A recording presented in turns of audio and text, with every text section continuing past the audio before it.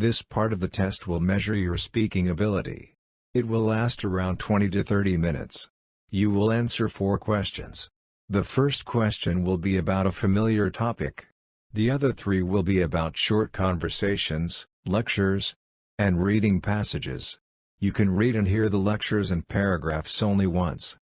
You will see the time available for preparing the responses as well as the time to give your response on the bottom side of the screen.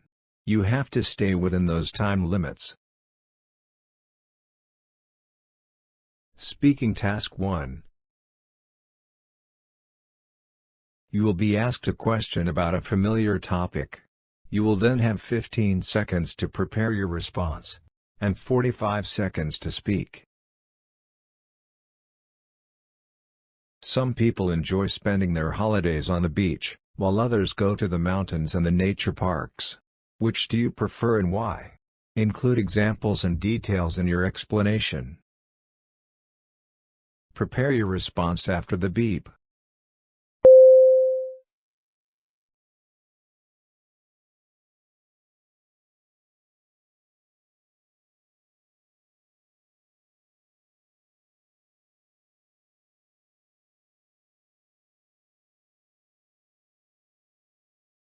Start speaking after the beep.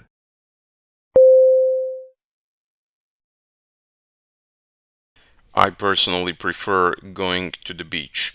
Now the reason why is, well, it's a personal preference. I simply love the beach more. I mean, I like the mountains as well, but the beach is more important to me. I simply love going to the beach, looking at the sea. I like looking at the sunset. I find that you can do more when you go to the beach.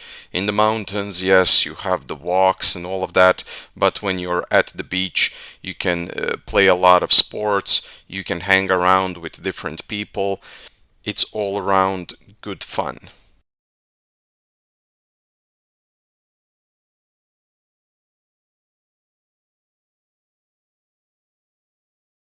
Speaking Task 2. You will read a short paragraph and then listen to a conversation between 2 people. You will have 50 seconds to read the paragraph. After, you will get a question about what you read and heard. You will have 30 seconds to prepare your response and then 60 seconds to give it.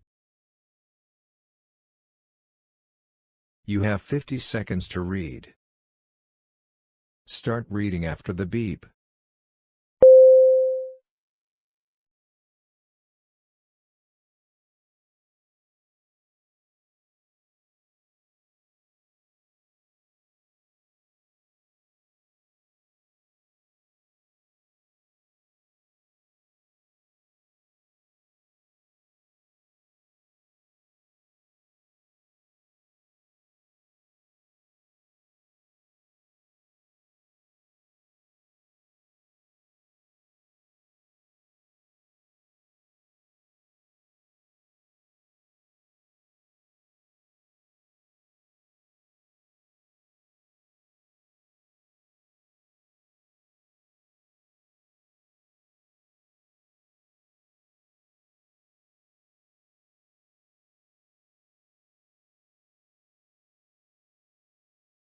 Now listen to the conversation between 2 people.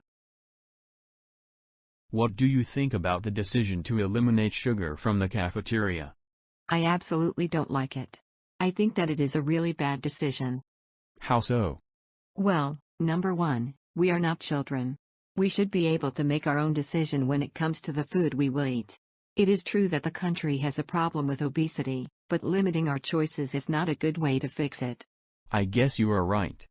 I am a sugar addict, and if they implement this ban, I will simply go outside of campus in order to get my fix.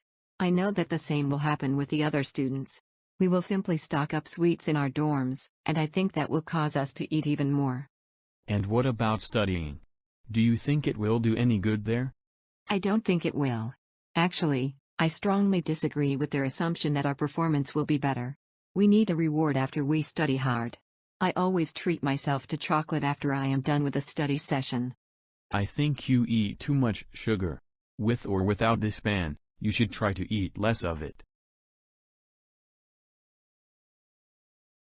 The female student expresses her opinion about the change in the student cafeteria. State her opinion and the reasons why she has it. Prepare your response after the beep.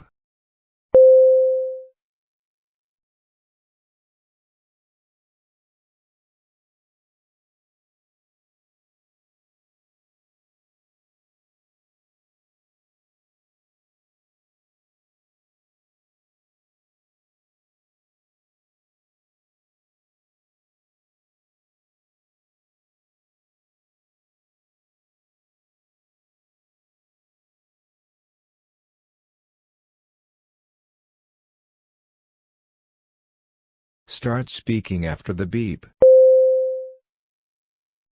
The female student gave a couple of reasons why she disagreed with this decision. Number one, she thinks it's not good that the university will decide instead of them.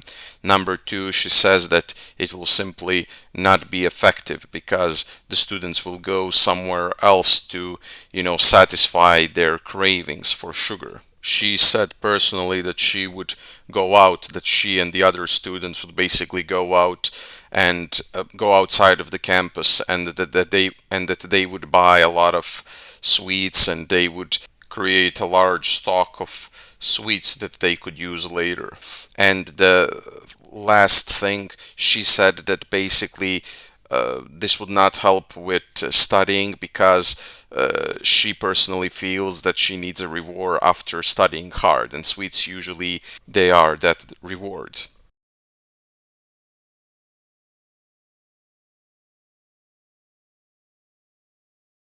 Speaking Task 3. You will read a short paragraph about an academic topic, then listen to a lecture about it. You will have 50 seconds to read the paragraph.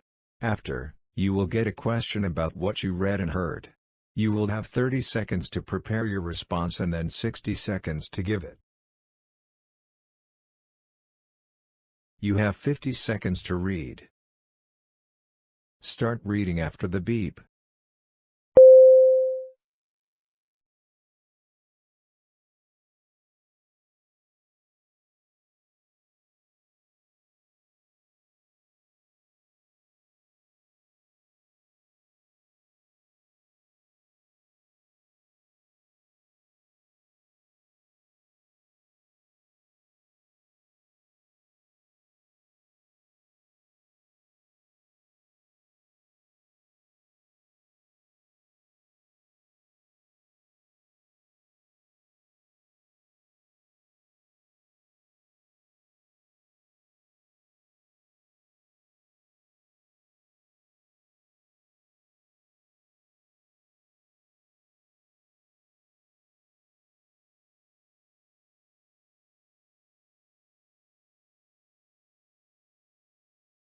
Now listen to the lecture.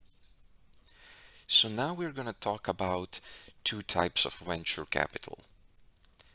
One of them is called early stage financing, and the other one is expansion financing. To give one example of early stage financing, let's talk about a company that is creating equipment for skiing, let's say. Now they have the idea of how that equipment is going to be, what it's going to be used for. They have enough capital to open a store for said equipment, but they don't have enough money to create a finished product, a prototype, let's call it like that. So they will go to venture capitalists, to institutions or individuals who can give them money in order to develop this product further, or in order to complete it. So this is basically capital for those companies or startups that haven't fully developed their capabilities or their products, and they need that capital to basically finish that development. Now, when it comes to expansion financing, this is when a company is fully developed and they just want to expand their capabilities.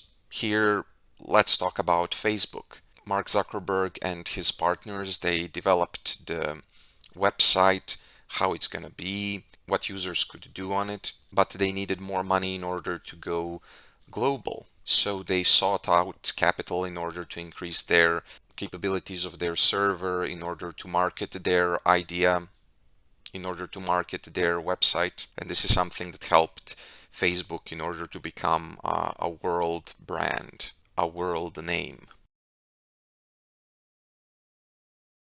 Using the examples from the lecture, explain the two types of venture capital. Prepare your response after the beep.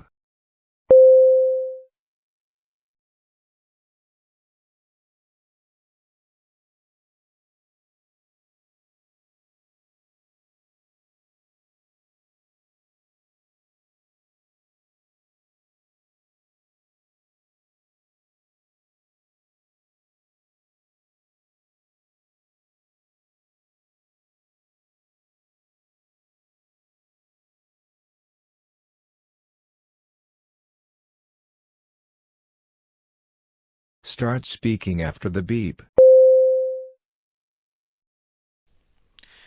We were given two examples of venture capital. One is early stage financing, where we have a company that is just starting out. Maybe they want to develop something new, they want to create something new. And we were given an example of a company or a shop that wants to create ski equipment that they want to sell. And they were trying to find financing so they could do just that, to create the equipment and sell it. And then we had expansion financing, where we got the example of Facebook, a company which is already fully developed, their idea was already finished, and they just wanted to go bigger, they wanted to go global, and that's why they needed the money from the investors in order to expand on their idea. Not necessarily, they were not necessarily starting out, but they simply wanted that what they created to become bigger.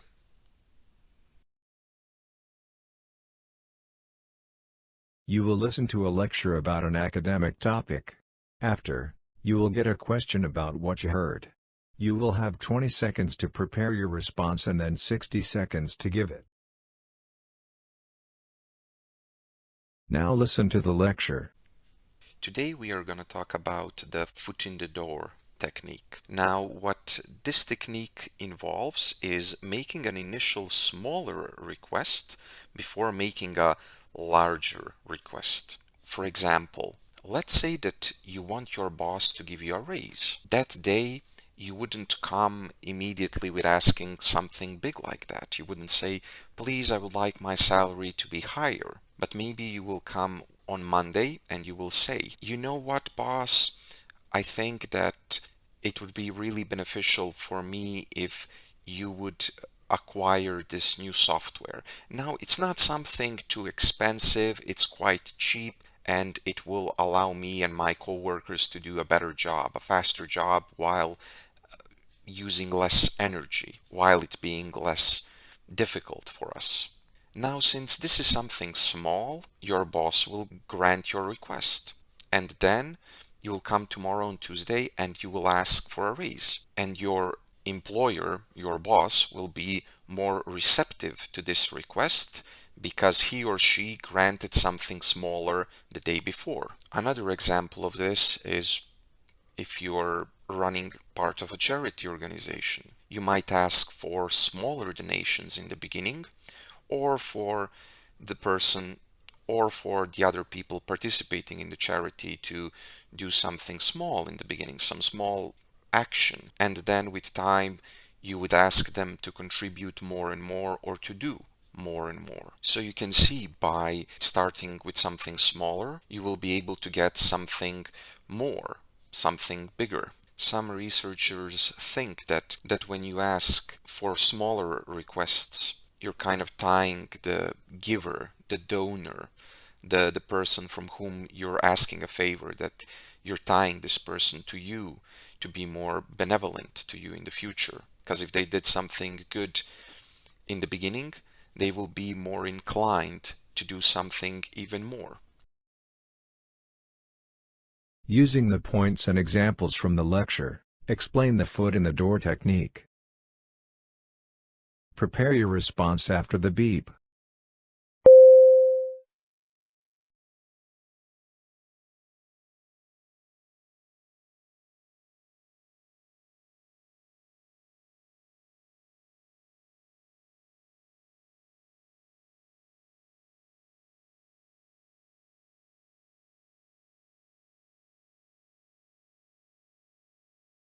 Start speaking after the beep.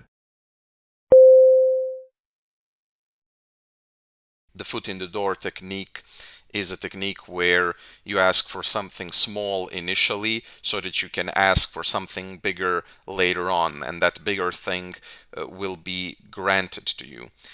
We got an example of an employee that might want to ask the boss to get a raise. Now, instead of immediately asking for the raise, it's better to ask for something small like a software, which will be less expensive, and then later to ask for the raise, and the likelihood of that raise being given will be higher. Another simple example is the example of a charity, where you first ask maybe for something really small to get the person to engage with the charity, and then later on you can ask for a bigger commitment, whether it's in action or a monetary commitment.